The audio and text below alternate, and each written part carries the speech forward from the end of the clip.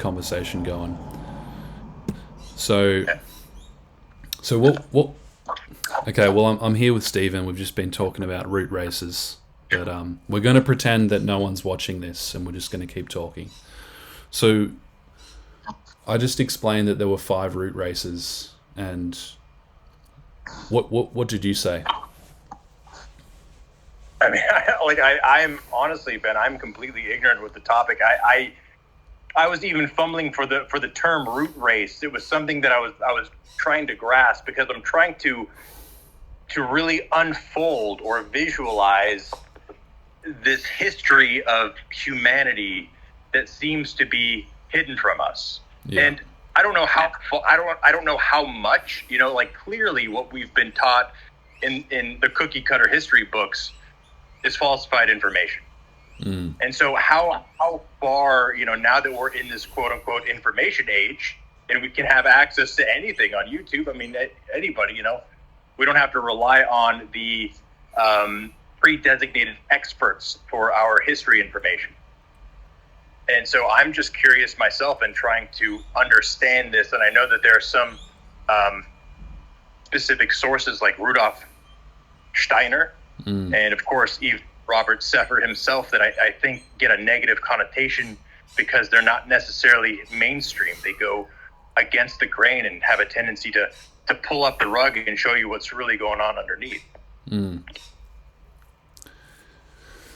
Yeah, so like I was saying, Blavatsky, who was an occultist in the early 1900s, she channeled lots of different messages. She was a part of, if not the founder of, the Theosophical Society, who attracted the likes of Steiner and a lot of these other names that we know of within occult circles. And she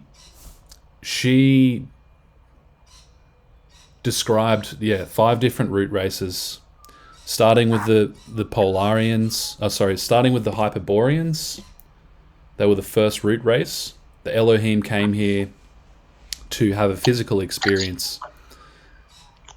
They created these Polarians, which were like spirit beings. I'm just going to pull it up again here on Google. Now, how does this tie in with the Book of Enoch? I mean, the Elohim. Yeah, so I'll get to that as I come to it in the root races. So then the Polarians shifted into the Hyperboreans. These were more physical beings, huge, giant beings, possibly living near the North Pole. Then came the Lemurians, the first truly physical race, inhabiting the lost continent of Lemuria, which was in the Pacific.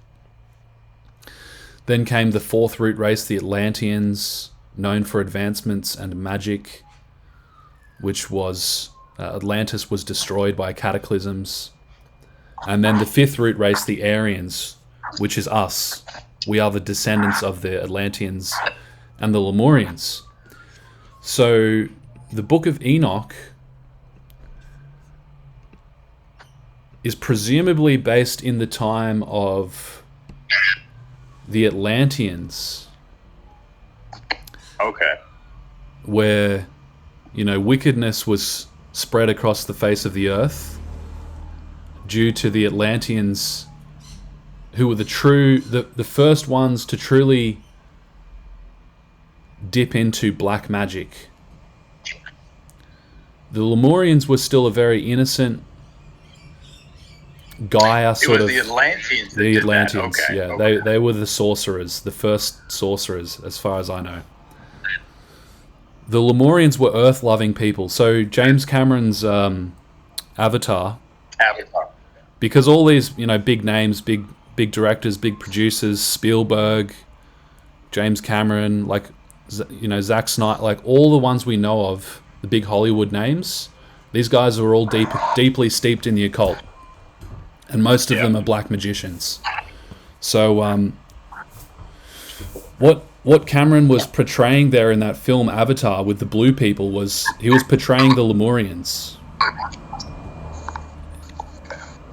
It wasn't. And then the big ship for the would be the Atlanteans. The Atlanteans came along with their technology, with their lust for power, to steal the resources from the Lemurians. You know, and the Lemurians were connected to the great tree, the tree of life. Remember? They were connected to the energy. And Correct. the Atlanteans were also connected to the energy, but in the reverse polarity, in the downward current of Kundalini, taking externally, seizing using force, taking the power using force. That's why they came with all their advanced technology and weapons.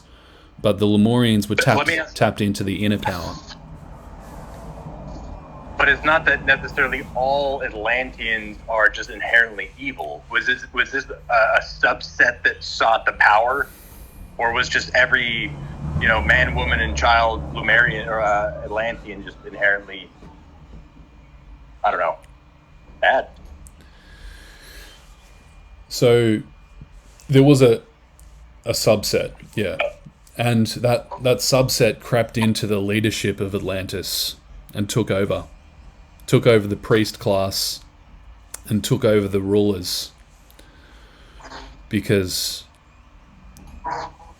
originally there were 7 families in Atlantis who came from the 7 sons of, I believe it was Poseidon.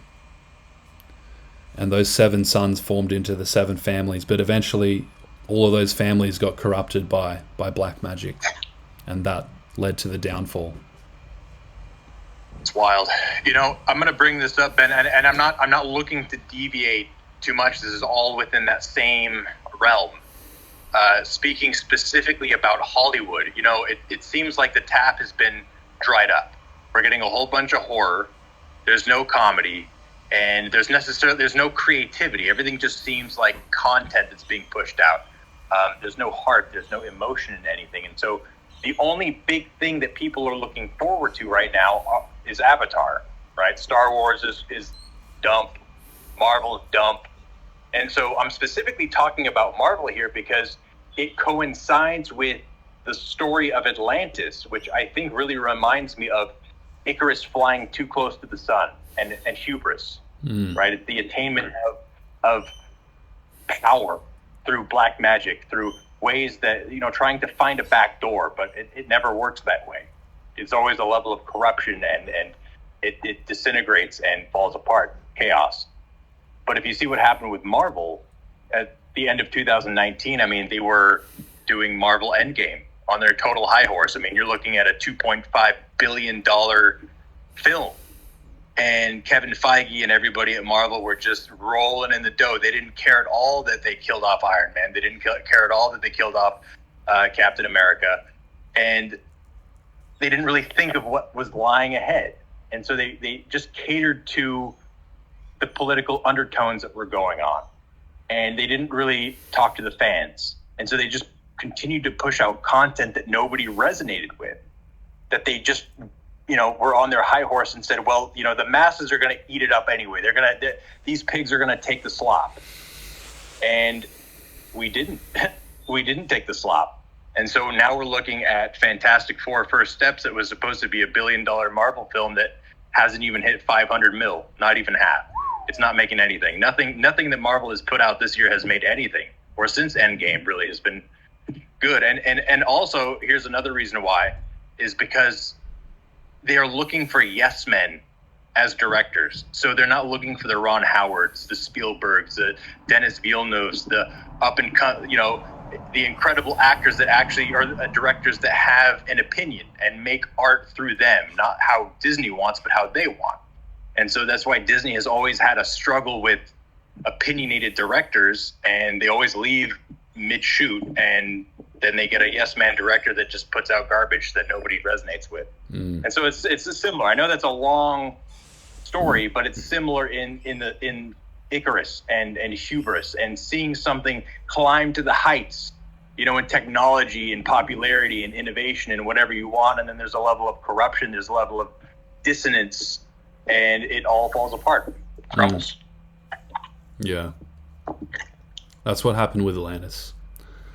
Overreaching. They overreached, and they tried to. I believe Plato describes this in his account from what his teacher taught him. Who was Plato's teacher? Do you remember the name of him? No, I'm ignorant. I don't know. Well, this is one of the recorded works that we still have. One of the accounts of what happened in Atlantis. Can you look that? Yeah, let's look it up. Bugging. Jamie, can you pull up Plato's teacher and what he said to him? All right, here goes Jamie. Plato's teacher. What do we got here? Socrates? Was it Socrates? Is it Socrates? It might have been Socrates. Anyway, I'm familiar with Socratic. I'm familiar with the Socratic method, but I didn't make that connection. That's okay. Yeah, it might have been Socrates. I'm also seeing his student. Yeah, his student was Aristotle. Yeah, so it probably was Socrates who taught Plato about the fall of Atlantis. This is one of the recorded accounts of what happened in Atlantis that we still have today, that wasn't burned down in the fires of Alexandria. And Plato basically said that the kings of Atlantis had ventured out to Europe and the Mediterranean and northern Egypt, and had sought to take over these lands. And while they were doing that, I think there might have been a vacuum of power, and so the corruption in Atlantis reached its peak, and that's when Atlantis collapsed.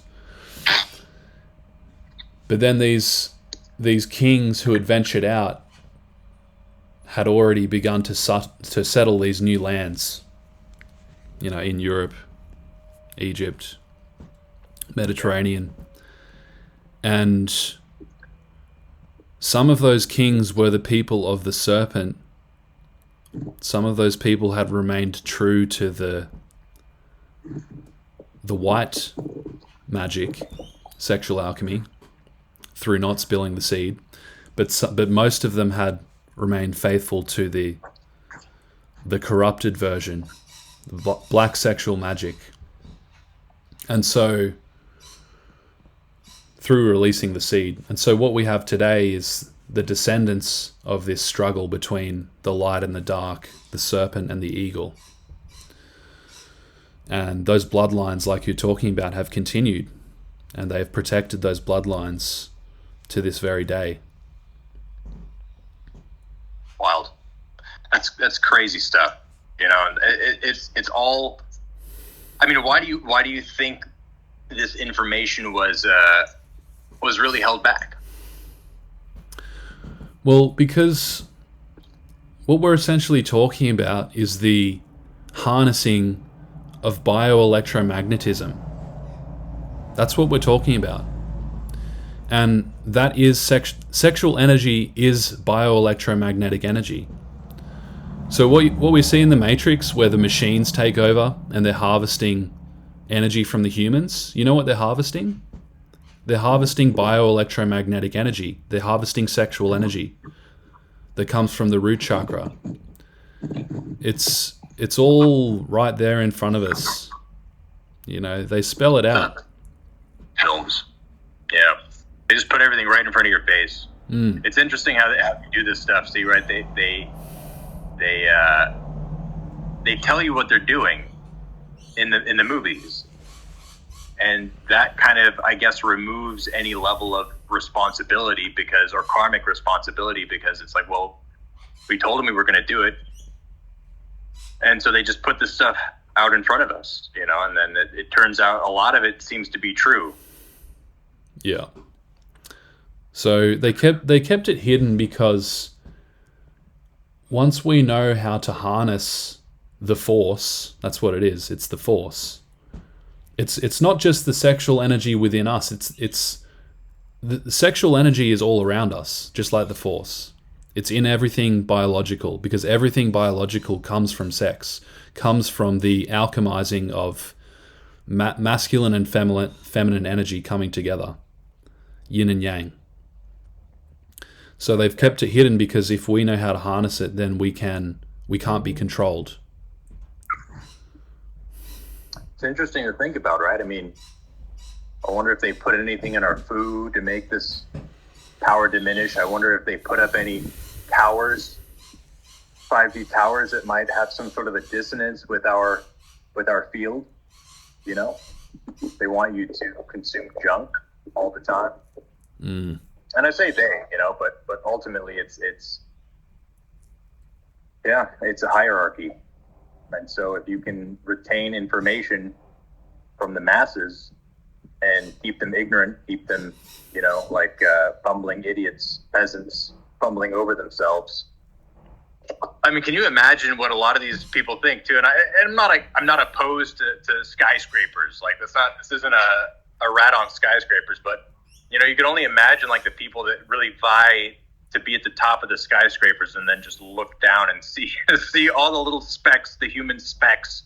You know, what kind of a perspective that would give somebody like that constantly, that just always looks down on people.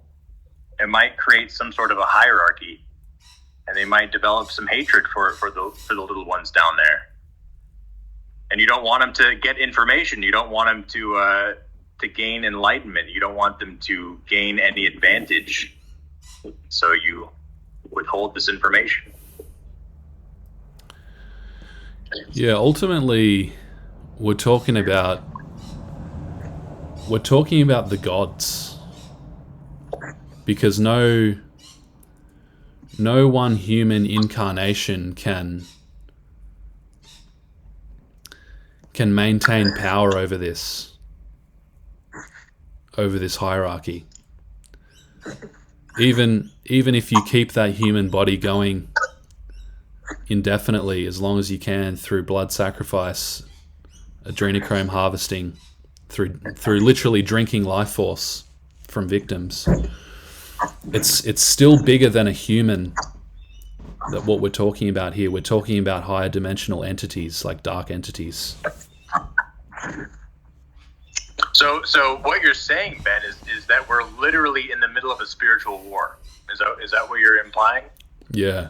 And then if you can convince people that it's not a war, then everything's hunky dory. Then you don't have any opposition. Yeah. That's kind of deep. Yeah. So how do us little meat bags stand any chance against gods? Well, we stand a chance by becoming a god.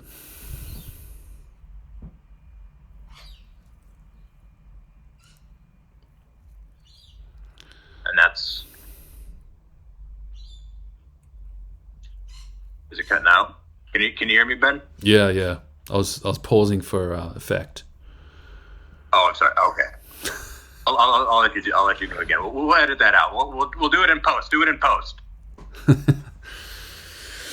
Yeah, that's what we do, man. We become a god.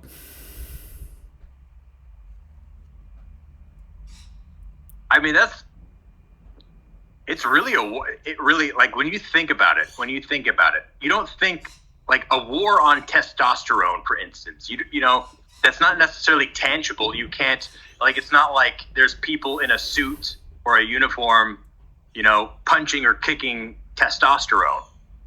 So it's really hard, I think, for a lot of people to understand this, and I think it takes a grasp of history, like we're talking about, and you can see, like, even recent history. You look at a lot of videos on YouTube of, let's say, just some random camera looking down a street in London in like the 1960s or something, and everyone's trim, everybody's proper, everybody's like wearing suits, decked to the nines, good shoes, you know, they're coming out, they're enjoying life. But I mean, go out today and look around and see, you know, everybody's extremely overweight. They don't care about, their pants are down to their ankles.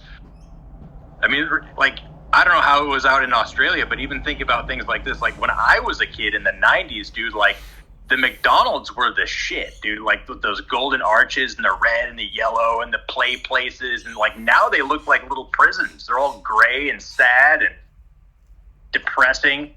Like, there's no liveliness anymore. And I think a lot of that is intentional in a sense, right? To some degree. I think a lot of it is kind of a self-fulfilling prophecy in that we have a tendency to do these things to ourselves. But I think there's a level of shepherding, of coercion and guidance in, kind of getting humanity to go in a specific direction without humans feeling that they're being guided or coerced. Do you know about Tartaria? The little that I do know is that the flood is involved. The flood is involved, and I believe it was, of course, the flood that Noah was involved in. And then there's a connection with a lot of the old world buildings. And the doors to these old world buildings are huge that could grant access to, like, giants. And, of course, giants are the Bible. Yeah. I mean, if I'm not mistaken, I'll end with this bit. But if I'm not mistaken, the Israelites couldn't get into the promised land because the scouts were looking out there and were like, oh, there's no way we can go in here because there's a lot of, like, there's giants in here. But God said you can go in. Like, I'm gonna, like, go in. But everybody decided it was too much. They couldn't do it, and so they had to turn back, and then they wandered the wilderness for 40 years. It was that, if I'm not mistaken, Ben, was that giants that they were having to face? Yeah, giants. Yeah. So that, I mean, if you're reading the Bible, if you're a Christian, I think you have to believe that giants at one point walked the earth. Oh yeah. And how does that tie into Tartaria? I know that was your initial question. Good question. I don't know. Let's hash this out. So the book of Enoch details how the sons of God looked down upon the daughters of men, saw that they were beautiful, and came down to earth and just bred with them. And then they gave birth, the offspring of the sons of God, angels, higher dimensional entities, probably stepped down versions of the Elohim. We're talking about Jacob's ladder here, We're talking about the various different steps on the continuum with physical humans down on one end of the scale, and then pure God, Elohim, at the top of the scale, and then the sons of God were like somewhere in between, like these angel type entities, saw the daughters of men, came and bred with them, gave birth to giants called Nephilim, which then proceeded to, these Nephilim went around and just started eating everything. And when all the food was gone from the land, they started eating other human beings. And that was the impetus for God creating the flood. So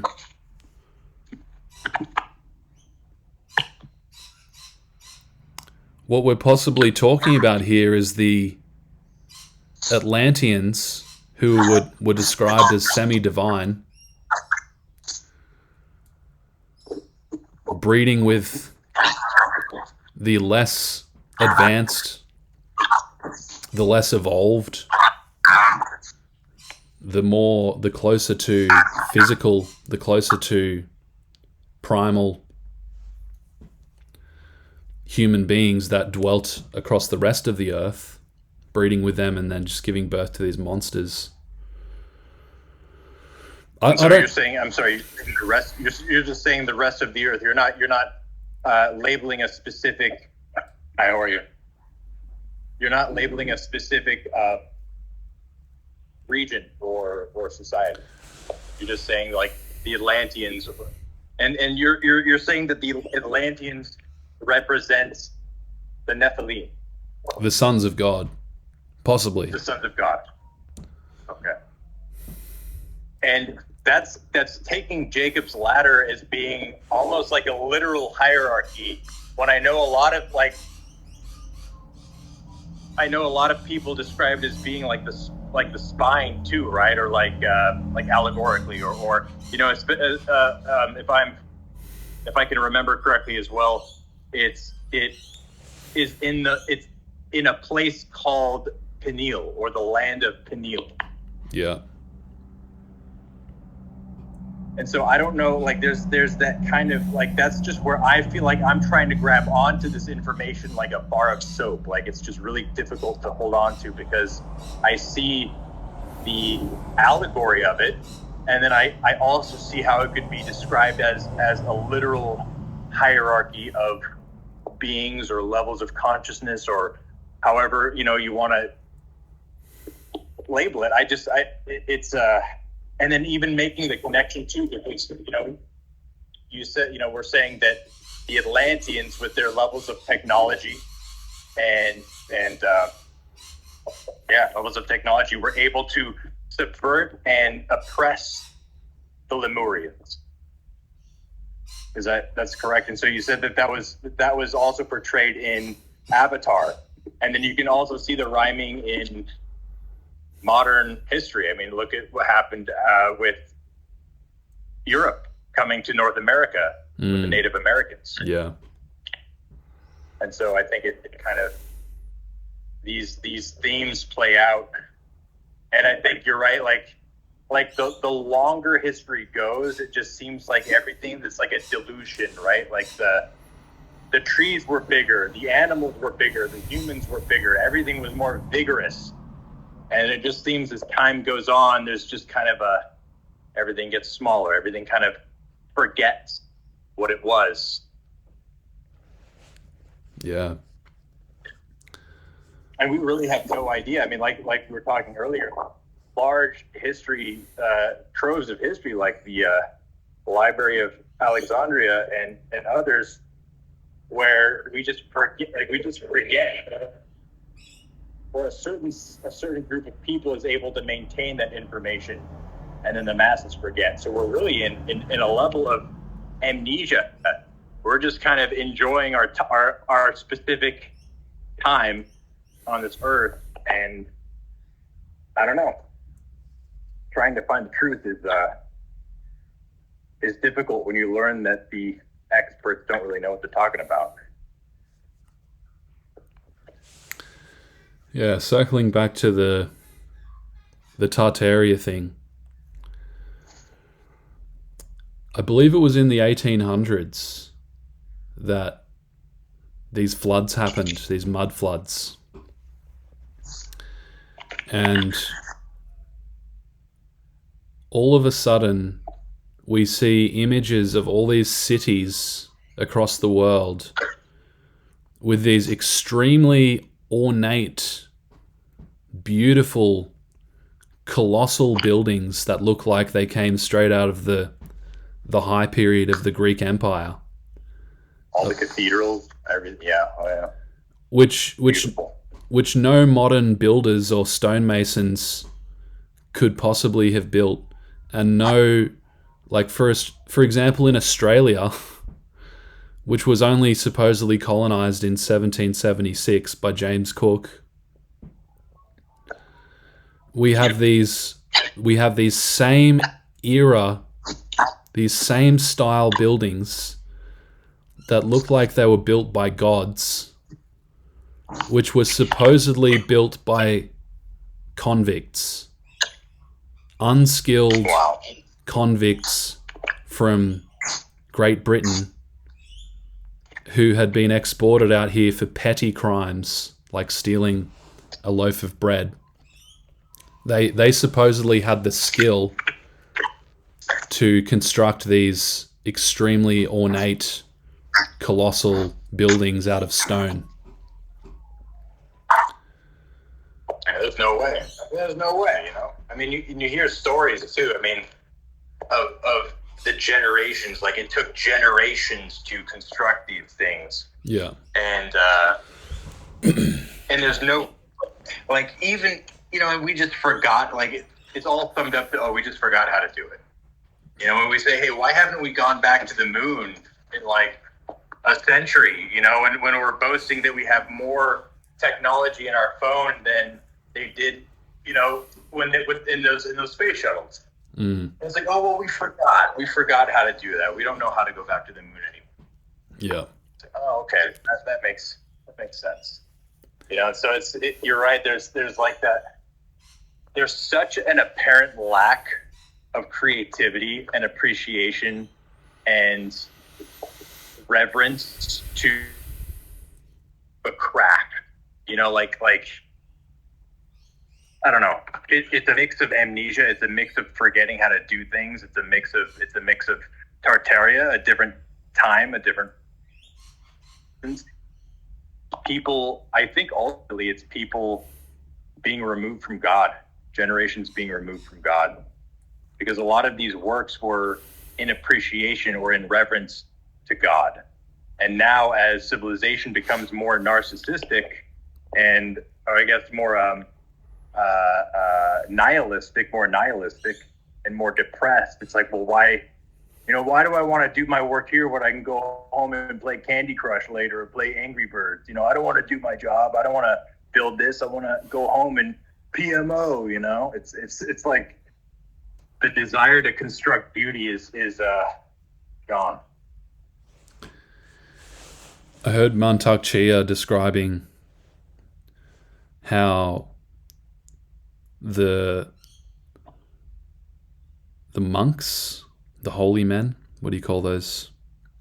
Priests of early China, it might have been him describing, how they had wives, but they realized the day after they had sex, or on the same day they had sex, if they went to the temple to connect with God, they couldn't connect with God after they had sex. And they realized they couldn't have sex at least a few days before they went to the temple if they wanted to talk to God. So then some of them dealt with that by becoming celibate and not having a wife, so they could always talk to God. But then others just realized all they had to do was just not climax, so they could still have sex, and then they could still talk to God. And then they realized if they didn't climax, their connection to God was actually enhanced. It was more than if they simply just didn't indulge in sex at all.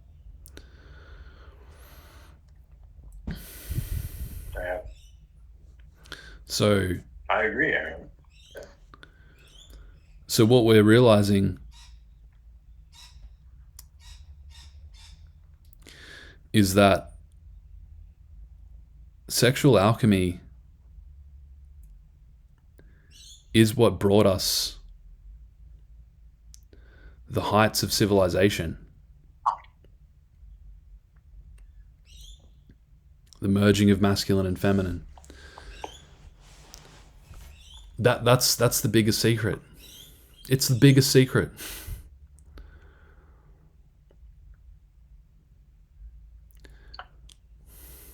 I mean, and so you're seeing people get together. You're seeing men and women get together today, just like they did back then. So what's the difference? You mean men and women just coming together and having sex?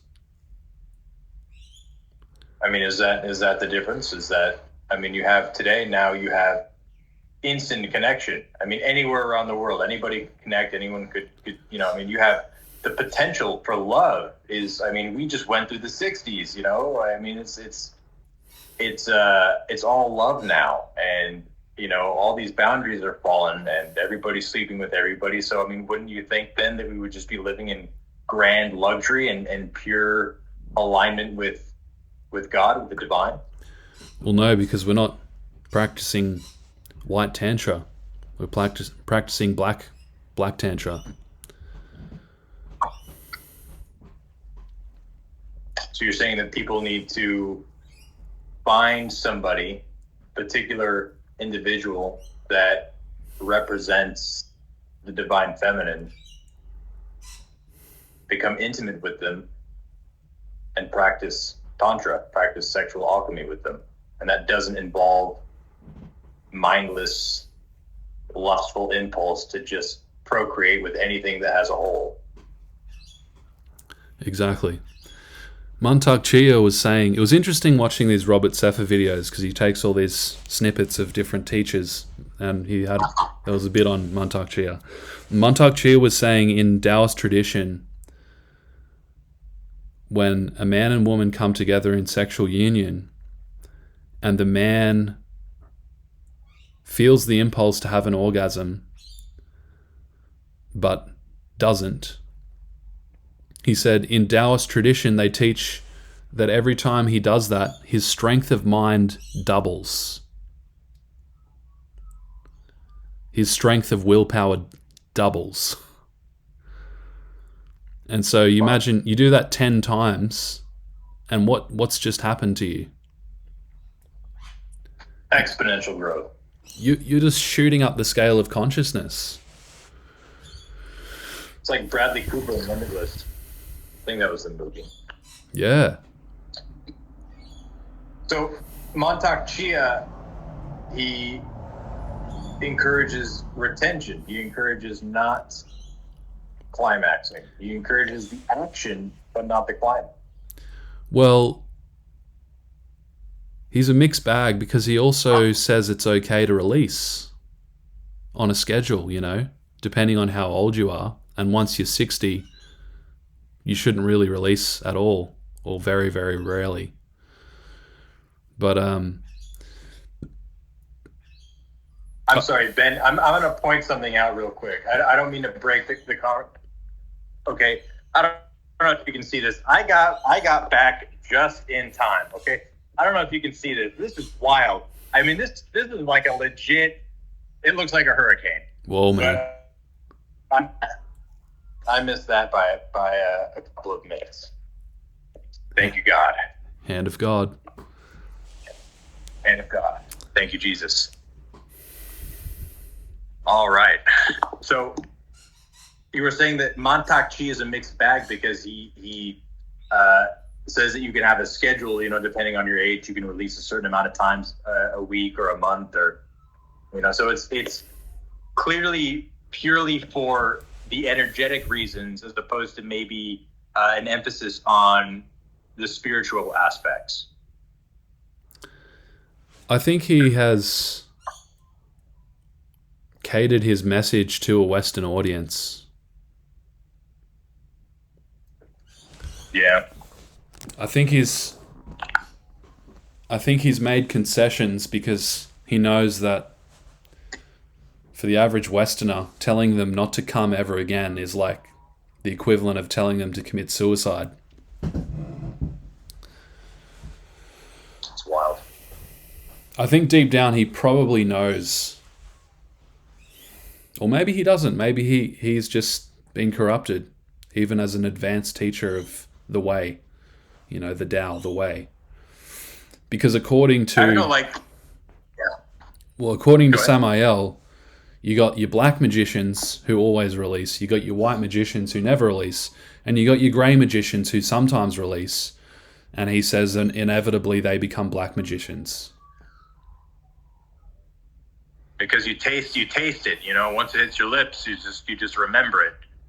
That's, I can't, as somebody that's retaining, and you can attest to this, there's no, why would you ever recommend a release? For what? What is there to recommend a release for?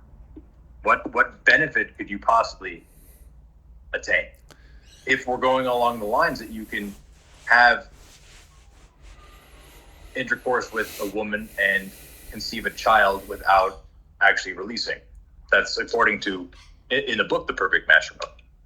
Yeah. The Immaculate Conception.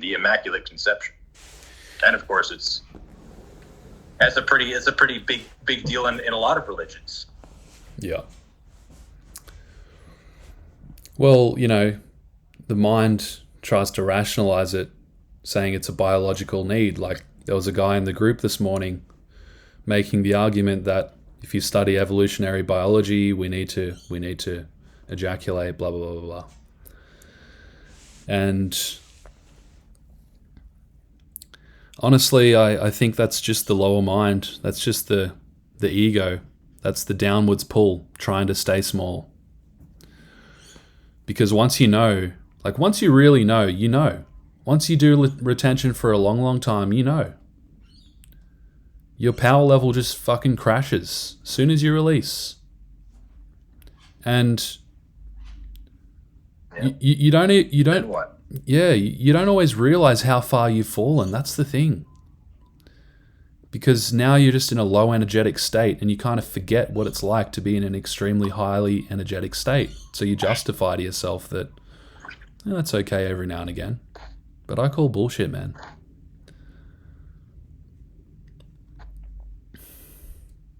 It's always that you don't know how to handle the energy. You don't know how to transmute the energy. And I know the term transmute is complicated for a lot of people to grasp. It's hard to visualize. Well, what does it mean to transmute? Well, when you're cooking something and you take a bunch of ingredients and you turn them into the end result, the dish, that's a transmutation. You're taking the base ingredients and you're transmuting it into a dish. You're turning water into wine. You're baking cookies. Chemistry is transmutation, alchemy.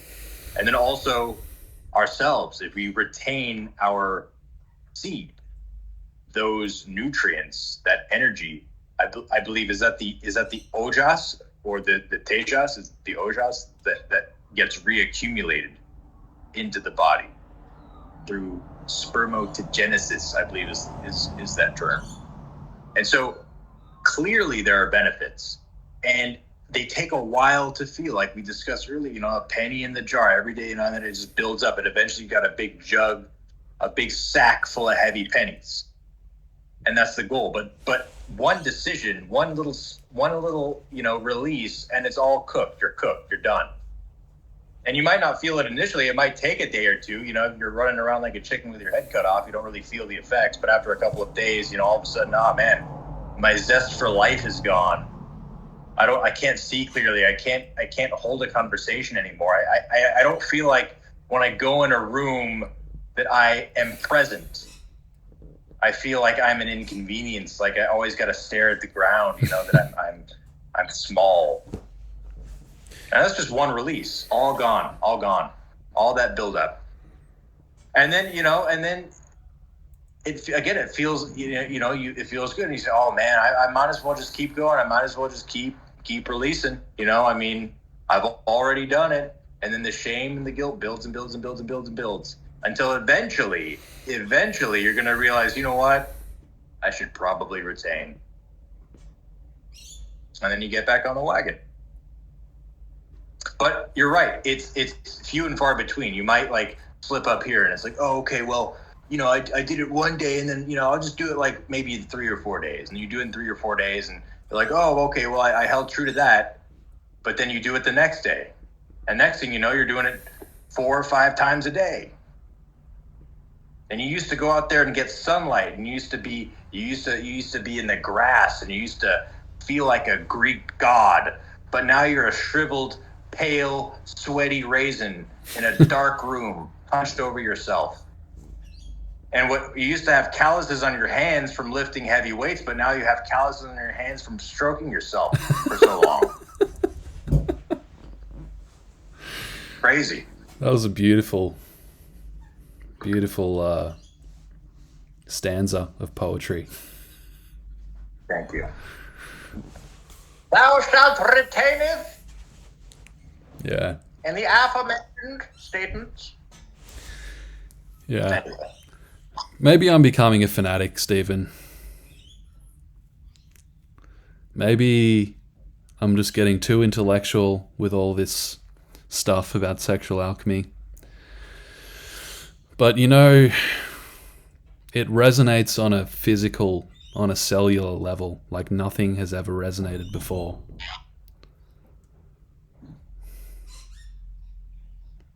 I just instinctively know that sex is the gateway back to Eden. I just feel it in my bones.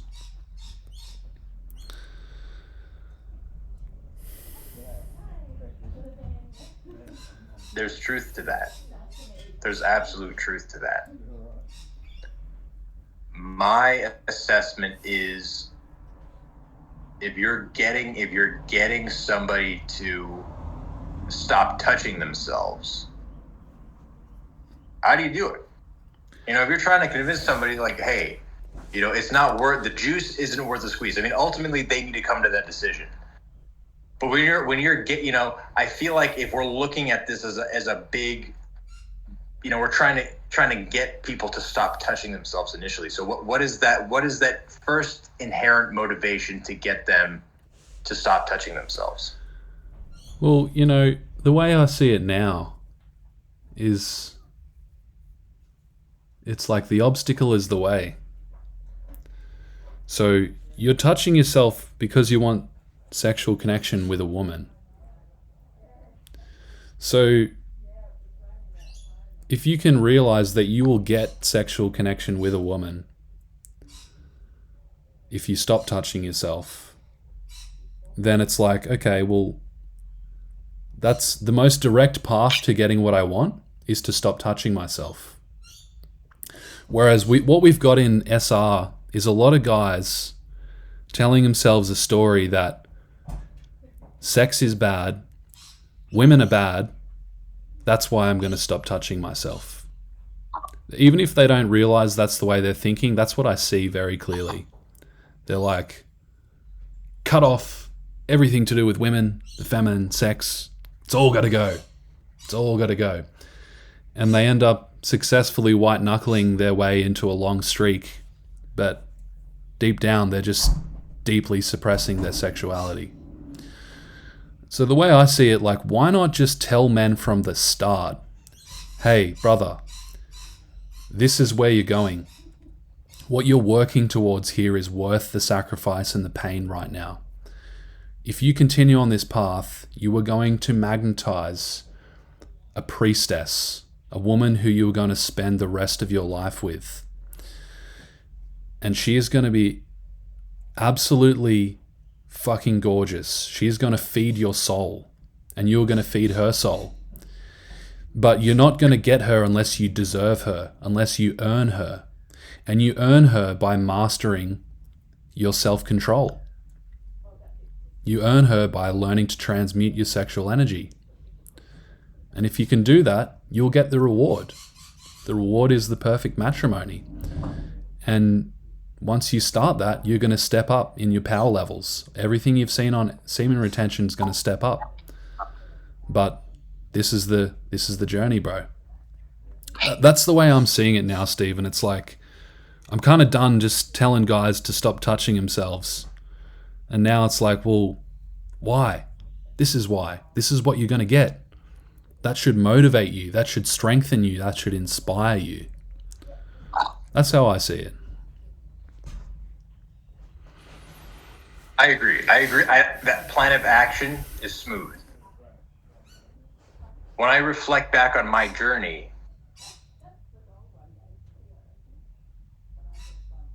I had to completely desensitize myself to the female body. I couldn't like it was that level. I don't feel like I could be on the streak that I'm on.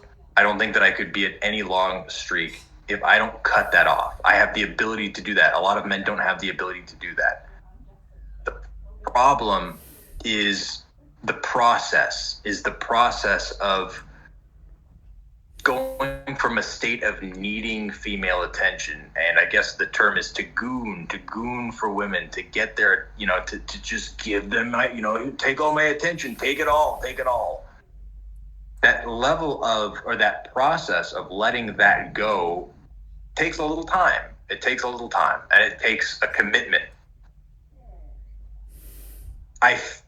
My personal journey is, if I want to develop a strong relationship with a woman, I want to have that perfect matrimony, if I want that union, I need a strong foundation built around a level of detachment from lust, so that I can look at her and I can be intimate with her without any distraction, without any deviation. And again, it's not to suppress lust. It's not to say it's bad. We gotta, we can't look at women. We can't, have any attachment to women.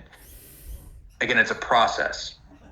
And I think this is new, Ben, because nobody's laid this stuff out, right? There's no real framework. Like, okay, after 3 months, okay, now it's okay to look at women again, or after month 5 or month 6. Like, that's an internal, like, you have to know, but you have to know yourself, right? Because if you're like 4 days in and you're like, oh, I'm okay now, I think I can talk to women again, I'm fine, then you're gonna, you're not gonna build a foundation. This longevity, this long, intimate relationship, this union with another woman. I'm speaking from the sidelines. I haven't experienced this, but I think as if you look at anything else that's built on a strong foundation, that's where the longevity comes from. It can't be built on a house of cards. Like somebody who's got a week of not looking at a woman saying like, okay, I think I'm ready. I got my one woman now. I see her. Well, it's like, do you even know her name? Like, I just met her. It's like, I don't know if it's a factor of practicing sexual alchemy with one woman, with your priestess, or just saying like, I can practice sexual alchemy with any woman I come across. And then are you just saying that, I've still dissolved lust because I'm not releasing, but at the same time, you're still sleeping with like a woman, a different woman every night. And all your energy is planned out to like, okay, it's going to be this woman tonight. And then, that's got to take time if you're a player, even if you're retaining. Like, how much time do you think that takes to go out there and sleep with multiple women? How much time does that take out of your day?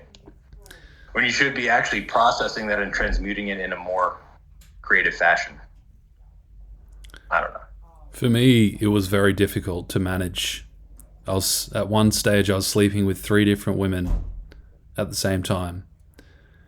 And I was practicing sexual alchemy with them, inverted commas, because you can't actually do sexual alchemy with more than one woman, according to Perfect Matrimony. Because you can't love in the sense of eros, romance, like intimate, passionate, erotic love. You can't actually give your heart to more than one person at a time, more than one woman at a time. That's what I realized. That's what he teaches, perfect matrimony. It only works in a legitimate marriage. Why? Because if you're not married to her, if you haven't taken the step of like lifelong commitment to her, you don't love her. You're just using her for benefits. And so you're not going to activate the Kundalini, because the Kundalini isn't activated by sex alone. It's activated by love, by the heart. The heart plus the fires of sex, that's what activates the Kundalini. So, I was sleeping with like 3 different women each week, trying to balance that. What I found was it drained me, even without ejaculation. I wasn't ejaculating, but I was still drained because I was like switching my energetic attunement to 3 different women in the space of, day after day. And I found that after I'd been with one woman, I often struggled to get hard, even though I was retaining. It's the same thing as if you're edging without releasing. If you edge a lot, if you watch a lot of porn, you will reach a point where you can't get an erection properly with a real woman, because you're still burning out your energy. That's exactly what I was going to say. I was going to say. So yeah, this will only work if there's love. Yeah, exactly. You're still edging in a way. Edging, I would say, like, edging is just sexual alchemy minus love. Because there's something about the love aspect which neutralizes the harmful effects of edging, which turns it from being depleting to enhancing. Something about the love changes the whole experience. If the love isn't there, you're going to deplete yourself. Even if you're with just one woman, if you don't really love her and you're doing sexual alchemy, you're not releasing. If it's just based on lust, but there's no heart connection, it's going to deplete you. That's what I think. Completely. I've experienced that before on my journey, where I felt like, oh, it's okay. Like if I just edge, like it'll be fine, but you're still releasing your energy. This is before this GodMode streak. This is, you always feel like, oh, it's okay, but just because you don't release your literal energy, you're still releasing your aura. Right? You're still releasing through that feeling of pleasure. And so I would agree. That's accurate. And I think that going around with multiple women without the love would be very similar to edging. Yeah.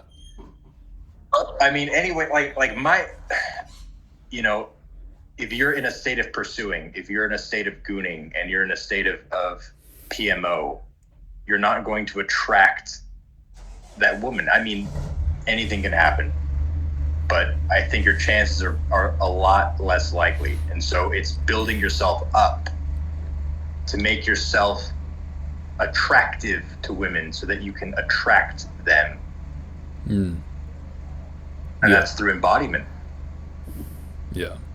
That's through embodiment. And an aspect of that is retention. So in order to get to a place to where you are attractive to a quality woman that can then be your priestess, there's a process of retention that needs to occur first, so that when you're in the presence of a woman, she doesn't feel this needy energy, like she has to entertain you or something, and she has to provide some hints so that you feel a level of validation.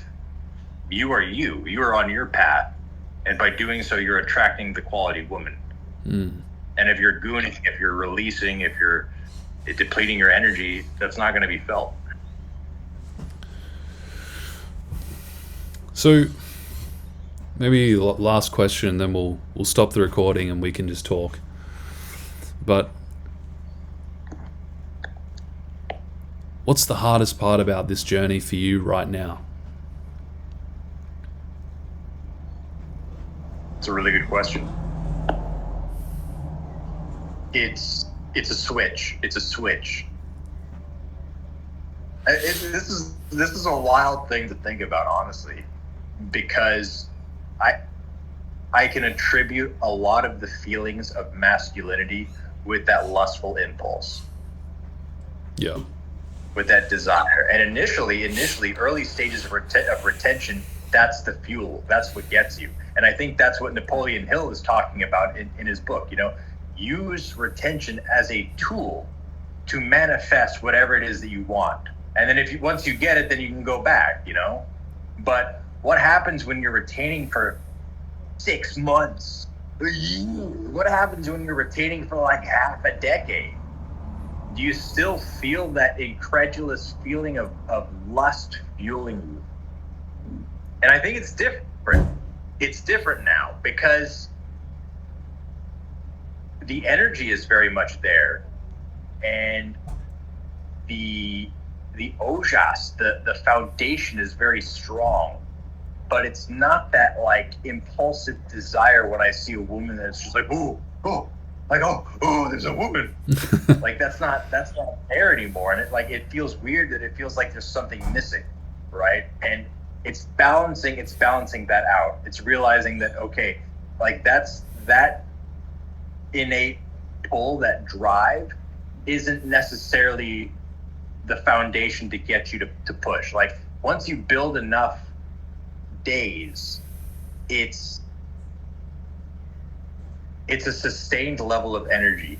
It's not like this cascading push. And I think that's when people hit like plateaus, is when the energy just balances out. It doesn't go down, it just balances out. And it might temporarily feel like it's going down because it's not going up exponentially like it was, let's say, days 0 to 60.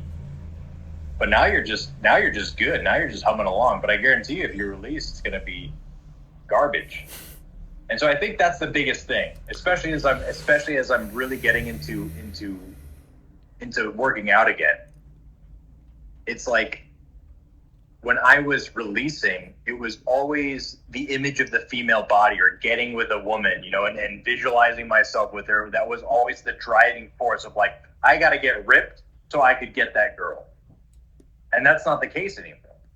And so what propels me into my workouts is just feeling that release of this built up energy from retention, letting it out on the weight and just pushing and just growling as I'm doing it, you know, and feeling that energy. You don't have that when you're constantly releasing. Hell no. What about you? How do you feel? I mean, you've got 200 plus days. I mean, and you've said in your last video, this accumulated energy of practicing Tantra with your woman, you could feel that like pulsating through your veins. Yeah. It's like lava. Yeah. Yeah, when I go to bed afterwards, you know, I'm just lying there, just lava in the veins, and I have to do very intense breathing to just calm my whole system. I would say the biggest challenge for me is I still feel horny like all the time. Even after making love, I just feel fucking charged, and living with a woman, like having a woman in your space every day, just seeing that goddess who you're in love with and just wanting to do those things to her. It's fucking challenging, man. And dealing with the emotions that brings up, like rage, like just like deeper levels of rage and frustration and even depression sometimes. That's challenging, man. Yeah. But it's good because it's teaching me how to handle more power. It's like, oh, so you can't handle this little fucking problem? Well, maybe you're not ready for more power. It's like, okay, take this rage, breathe through it, own it, integrate it, allow it to expand me, allow it to stretch me bigger. And we just keep going. That's interesting that you bring that. That's because I can see that in the sense that in one of the podcasts I think you did with Aiden, you did it with Aiden, and he had mentioned that a lot of bodybuilders will edge to get the energy up, to get stimulated before they go work out. Yeah. To me, that's false. To me, I that would be the opposite effect. But I can see the attempt to do it, right? The idea is to circulate that energy into the workout. But the fact that it's not done with a woman that you're in love with, it's nil. Yeah. But see, you're actually circulating and cultivating and living with the very energy and the angst that having that energy within you at all times is. That's what they're going for. That's what they're wanting. And so it's like, to you, you're like, please help me. Like, the energy is so strong. Because that's it. Like, see, I haven't hugged a woman in a long time. And if I did, if she touched me, there would be plumes of dust coming off of me because of the lack of human contact that I've had. So any remembrance of stimulation with a woman is way off in la la land for me. So it's easy for me to just go about my day and just dip, dip, dip, dip, you know. But that's the give and the take of sexual alchemy, right? It's like you are tasting that you're tasting it, you're being exposed to it. You're not allowing yourself the reward or the release at the end. You're just getting charged. You just like that. Yeah. That phone is just on charge indefinitely. Yeah, constantly. It's kind of fucked up. It's a hot brick. Yeah. It's like when you leave your phone in the sun, Really good. and it's just like, iPhone can't handle the heat. Please let it cool down.